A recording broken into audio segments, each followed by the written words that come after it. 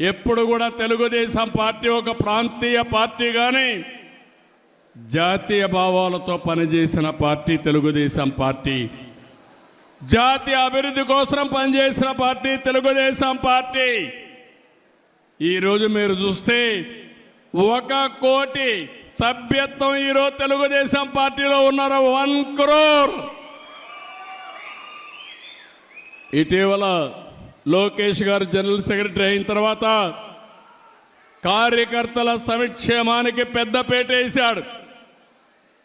130 కోట్ల రూపాయలు ఇన్సూరెన్స్ కానీ వెల్ఫేర్ కానీ డబ్బులు ఖర్చు పెట్టే పరిస్థితికి వచ్చారు. ఈరోజు 1 కోటి మంది సభ్యులకి ఎవరైనా యాక్సిడెంట్ జరిగిపోతే వాళ్లకు 5 లక్షల రూపాయలు ఇచ్చే ఏకైక పార్టీ భారతదేశంలో తెలుగుదేశం పార్టీ. ఇది ఒక చరిత్ర. మీ రుణం తీర్చుకుంటాం, కార్యకర్తల రుణం తీర్చుకుంటాం. అందుకనే